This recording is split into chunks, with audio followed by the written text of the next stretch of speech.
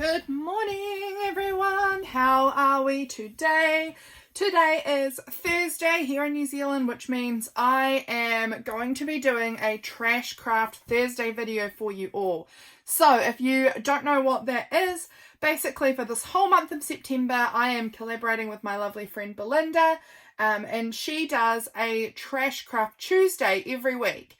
And so for this month, I am joining her, but I'm doing it on a Thursday so that you have two Trash Craft videos during the week. So you can catch hers on a Tuesday and then mine today on a Thursday. So today, also, actually, something else I wanted to mention was at the beginning of September, I put out a video and Belinda put out a video of the trash we swapped each other. So basically, we mailed each other a box of our trash.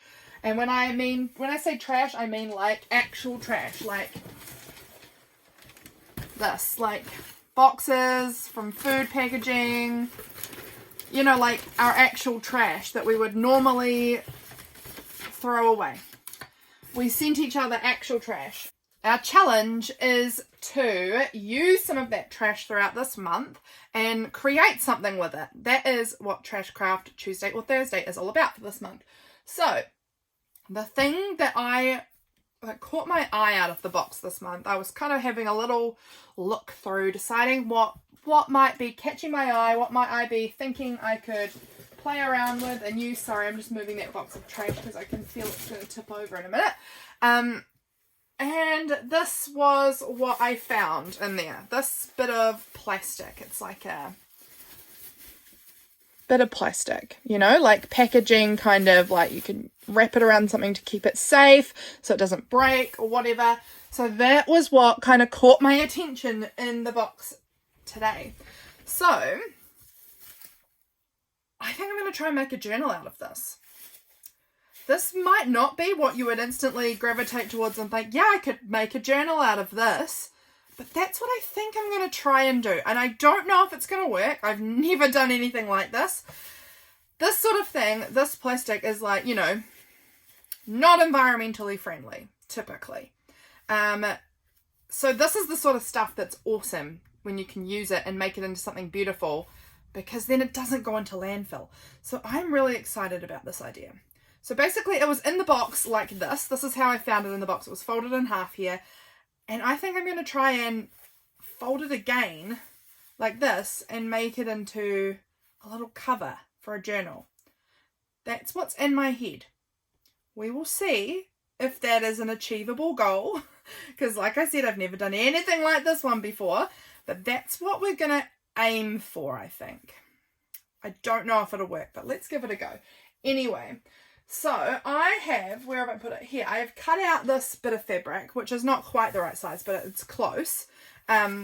So I've got this fabric and I'm going to kind of try and cover over the plastic, because obviously the plastic is not exceptionally beautiful by any means. So I think we're going to try and I'm just going to try and get it to be about the right size, and then I'm going to grab out my sewing machine. And I can't do the sewing on camera. I just don't have a good setup for that, which I'm sorry about, but I will show you how it looks once I've got the sewing done on the fabric. So basically that is about the right size of fabric that I'm looking for. I just need to trim it down here. So I'm going to just give it a little trim there. Trim, you know, look at that, just pulling all the threads out. So that is basically the size I'm wanting there. That looks about right. So that needs to just pull a little bit more like that. And then there's like a little bit here that can just sort of fold over and close it all up.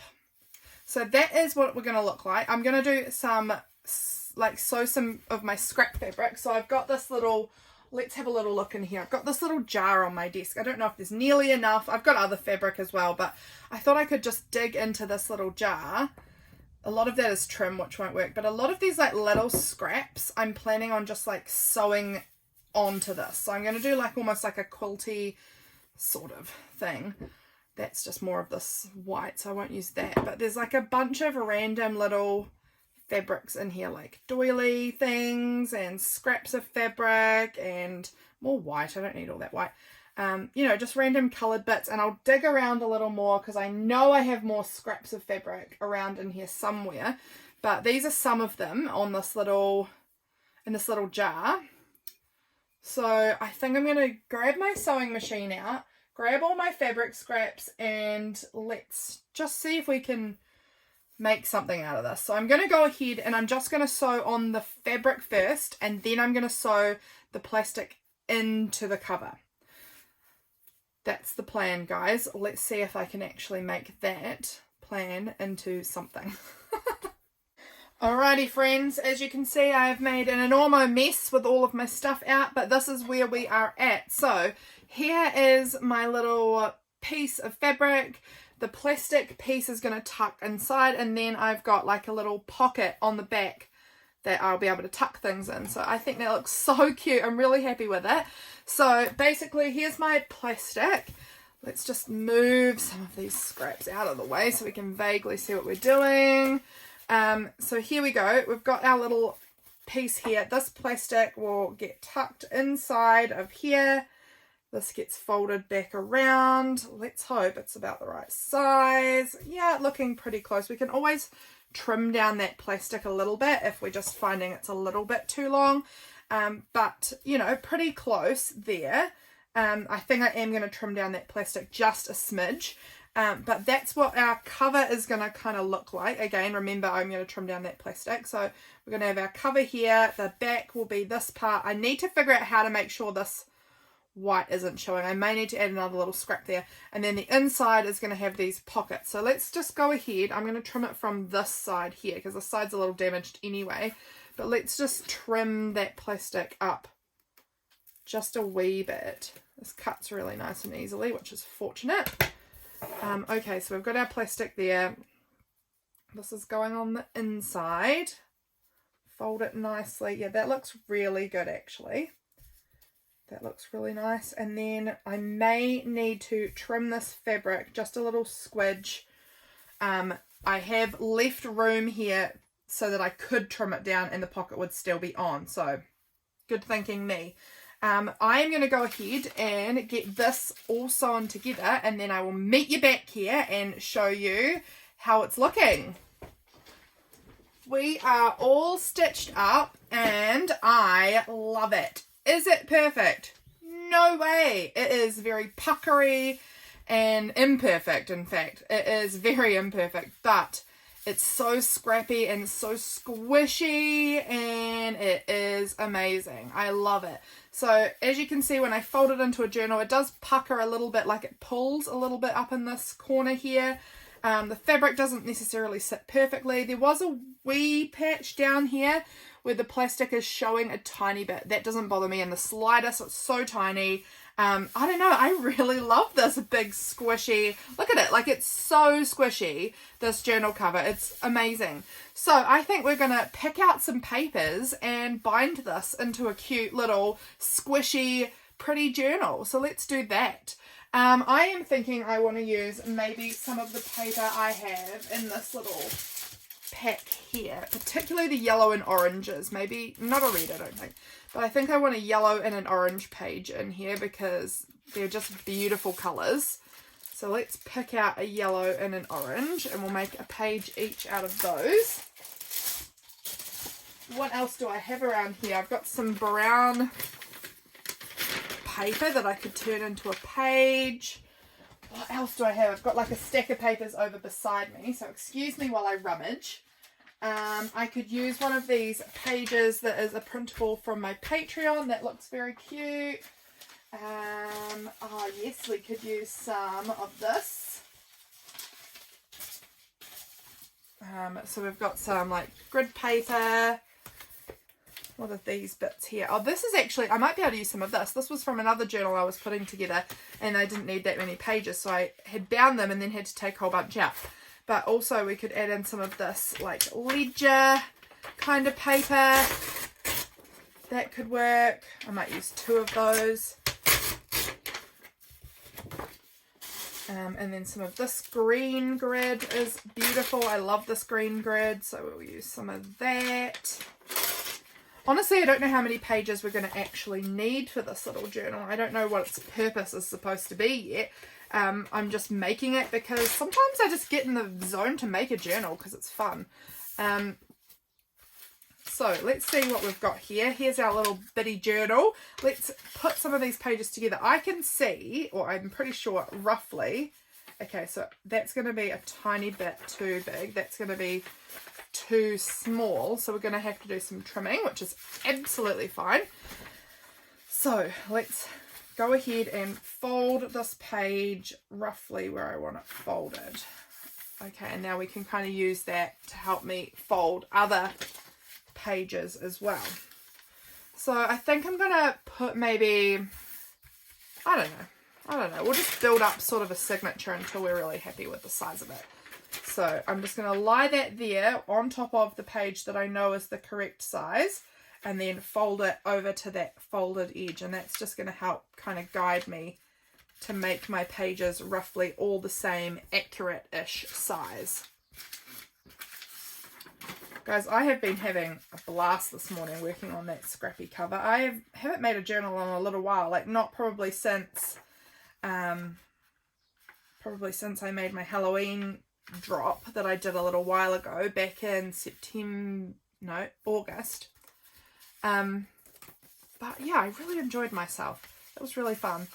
I do like making journals, and I don't get enough time to actually make journals. I feel like I'm always making videos for things like for YouTube or for Patreon, and then I'm making Patreon mail, which I enjoy doing, but it just takes a lot of time and I don't get to do a lot of other projects that I want to do.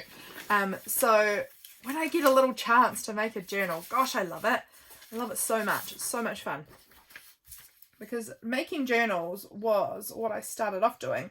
I made journals for over a year, I think, maybe even 2 years before I actually started journaling in journals. Like, I just made them, exclusively made them, and that's what I did. I didn't journal at all for a long time. So journaling, like making the journals, was like my first love and how I came into this whole journal community.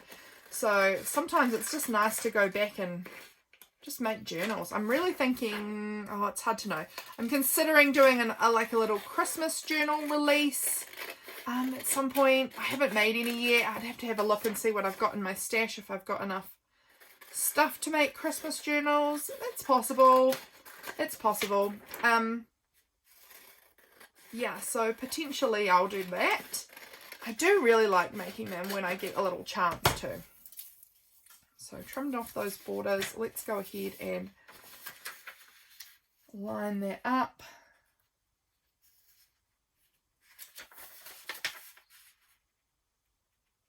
Like that. There we go. These are all just approximates. How many pages do we have here? 1, 2, 3, 4, 5. Let's keep going a little more. 5. So I think we want to have at least 10, don't we? At least 10 pages, I reckon. This one's just a touch smaller, but that's absolutely fine.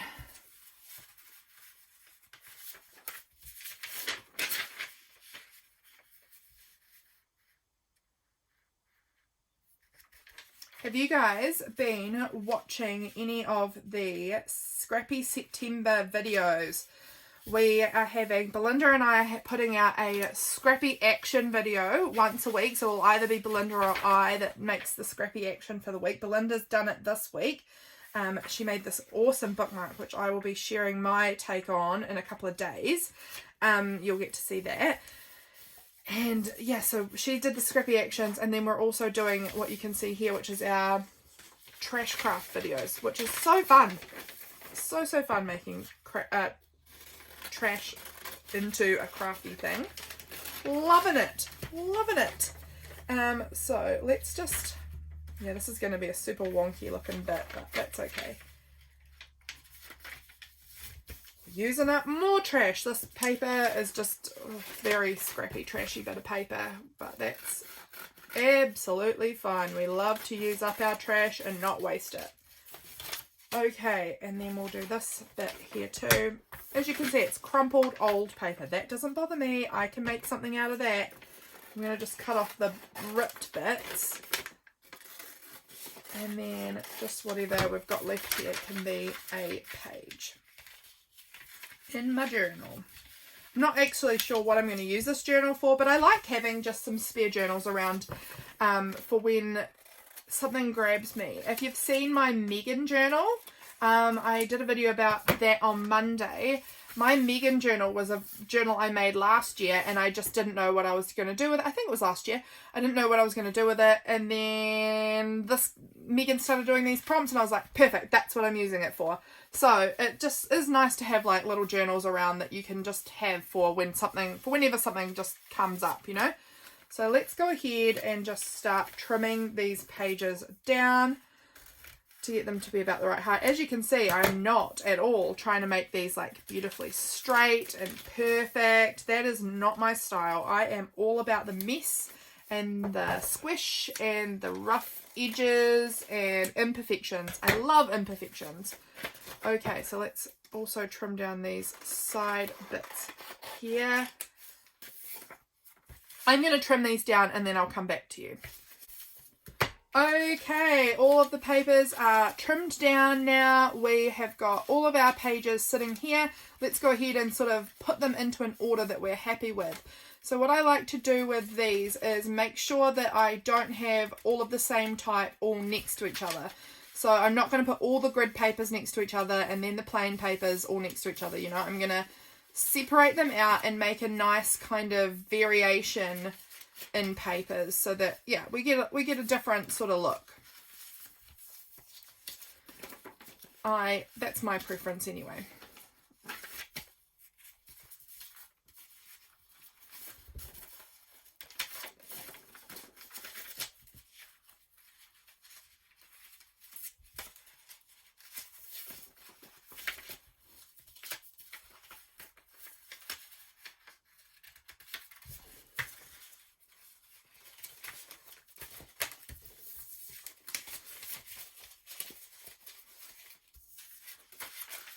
Alrighty, so here we go. These are our pages all put together into a little signature here. Let's see how they sit inside our cover. Just beautifully. This feels so squishy and delightful. I love this. I am so excited about this. Okay, I'm just going to grab myself. My needle box is tipped out everywhere, so I'm going to just see if I can find a needle and some thread that I'm happy with. Here is an enormous needle. We can use that. And I need to find my box with all my thread in it. So give me a moment, I'll find that and I'll be back. Okay, here's my box with all my embroidery threads in it. Let's pick something out that looks beautiful. This red could be quite cute. I like the red on this. Maybe green could be cute. Maybe the red and white baker's twine. What else? What other colour? We've got an orange and white baker's twine. Green and white. Got this really vibrant pink colour. That's cute too. Okay, we could just do the classic black and white. I don't think I'm going to go with black and white. I think this is much too vibrant for that. Okay, I think those are my faves of these colours. So let me just narrow it down. Do I like the pink? I don't think so. Orange? No. Red and white, maybe green and white. Yeah, I like that. Green. I don't think so. Red.